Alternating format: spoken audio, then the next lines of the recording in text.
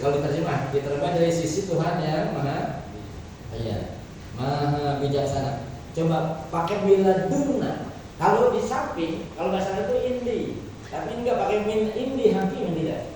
Coba kalau yang ngerti bahasa Arab, di samping itu indi, tapi ayat Quran pakai miladunna. Kalau pakai miladunna berarti ini spesial, sesuatu hal yang spesial yang disebut Allah Subhanahu Wa Taala. Maka nanti orangnya pun disebut ilmu diberikan oleh Allah, namanya ilmu ladun, ilmu yang spesial. Coba bayangin. Jadi Quran ini spesial buat kita. Bacanya luar biasa. Dari turunnya miladun hakim hakim dia bijaksana dan meneliti. Khabir itu meneliti.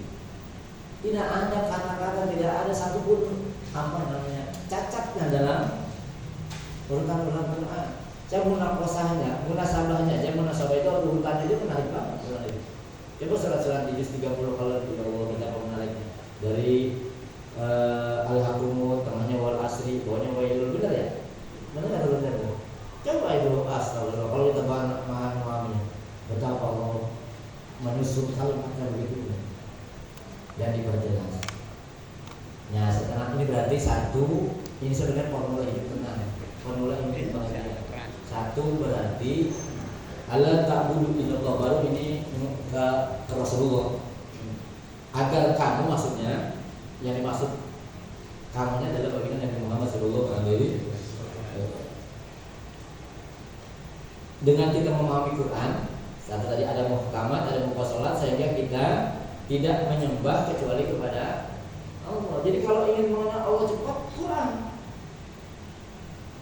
Mengenal Allah, makrifat kepada tercepat memahami Quran. Allah kan sering mengenalkan diri lewat Quran. Zatnya asal diri lah kalau bahasa kamunya ini. Misalkan ini sering sampaikan, siapa sih Allah?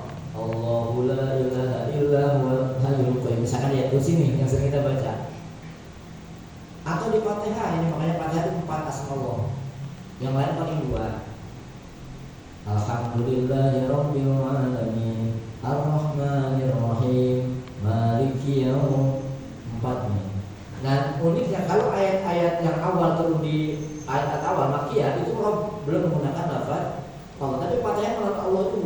Alhamdulillah maksudnya Allah. Siapa Allah? Rabbul. Nah, tahu ini tauhid uluhiyah.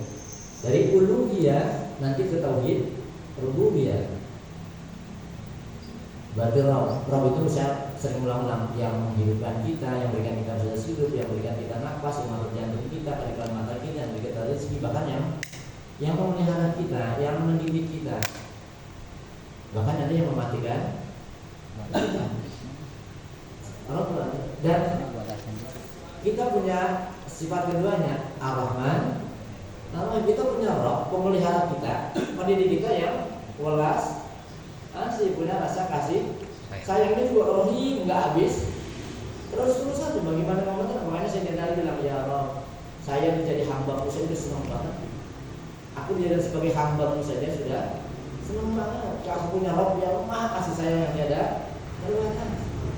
Terus. Nah, berapa tuh? Allah, Rabbul Alamin, Ar-Rahman.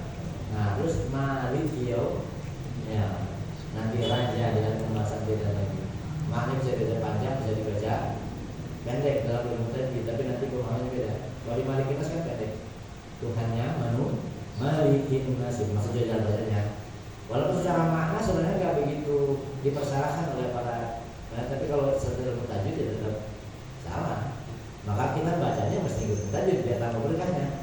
Wah, kan boleh juga dibaca Malik Yaumiddin dari pendek biasa secara hukum manaan ya. Tapi kalau hukum tajwid tetap salah karena harus matobi. Kalau dibaca pendek, Malik menguasai seperti ini.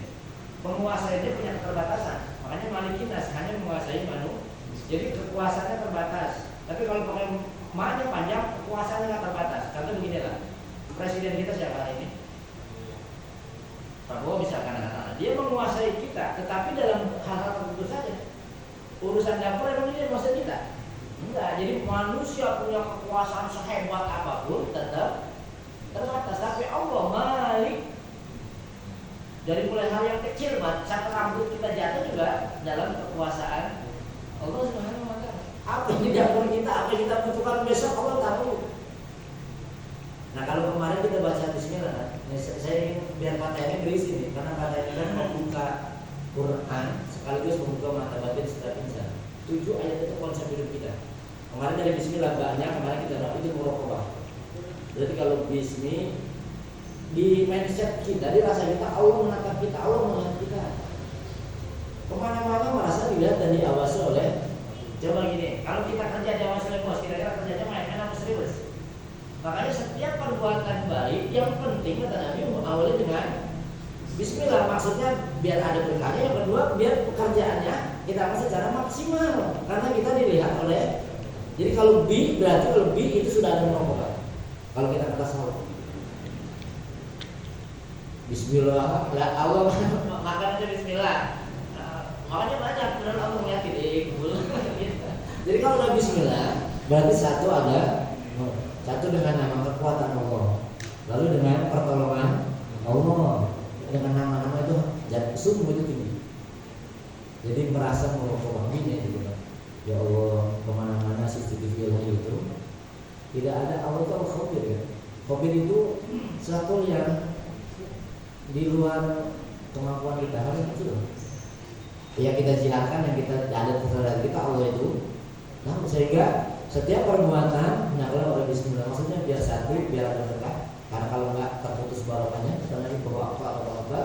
Dan kedua adalah berarti kalau sudah Bismillah berarti sesuatu hal yang baik maksudnya kita lakukan secara maksimal. Yang terbaik seperti kita diawasi bos. Yang ketiga kalau sudah Bismillah berarti tidak menuruti hawa nafsu. Belajar dari makan dah coba. Baca Bismillah itu benar sunnah, tapi ikuti nafsu lah kita makan nasi. Makanya Bismillah kita yang harus lulus. Belajarnya bukan tasawuf, tasawuf. Dari Bismillah aja nggak lulus. Bismillah, kalau udah Bismillah nggak boleh ngikutin hawa. Kalau ngomong juga sama. Kalau udah Bismillah jangan marah-marah. Bismillahirrahmanirrahim. Nah masa Rahman-Rahim marah. Coba sudah mengataskan nama Allah yang Maha Pengasih dan Maha Penyayang, tapi saat itu marah. Ya maksudnya marah yang tidak benar ya. Karena ada marah yang tidak benar kasaran ya apa? Terus bahasanya kasar, bahasanya menyakitkan. Kita nggak bisa. Makanya Rasulullah kenapa? Rasulullah itu Bismillahirrahmanirrahim. Kata-katanya dipilih bagaimana tidak menyakiti perasaan orang lain. Coba surat Abasa itu. Ya surat-surat 30 lah coba di mananya dibaca Abasa wa Tawalla. Rasulullah kedua itu kanan selalu bukannya masuk gitu. Rasulullah bukannya selalu bukan pasti aja. Ada sahabat yang minta nih datang Rasulullah, belum miskin memang. Terus ada para tinggi-tinggi orang Yahudi 12 kan ingin konsultasi dengan Rasulullah. Nah Rasulullah berpikirnya sama. Kalau ini kan udah biasa ketemu, ini orang-orang besarnya. Maka ini penting. Maka Rasulullah selalu membuang mukanya ke yang ini, yang orang Yahudi ini, orang yang penting. Nah sama Allah nanti itu nggak boleh. Jadi itu selalu nggak boleh berbuka masak. Jadi itu nggak boleh. Padahal orang itu buta, dia juga kalah kalau Nabi menurut dia nggak tahu, tapi dia seorang Nabi nggak boleh berbuka masak di depan orang lain. Wanita cowok terus itu. Kan kalau sekarang kalau kita muka manyun apa sih ya bahasanya? Ya kayak kesel itulah. Itu 32 syarat di muka kita itu mati. 32 syarat itu mati kalau kita sering wah gitu lah. Cepat kelar. Tapi kalau senyum 17 syarat kita hidup urusan di muka. Jadi kalau senyum syarat 17 syarat di muka dia jadi awet tua masih gini. Kemudian kalau makanya senyum itu adalah ibadah buat diri kita, ngawatin muka senyum. Soalnya apa kita katakan? Iya jadi buat kita.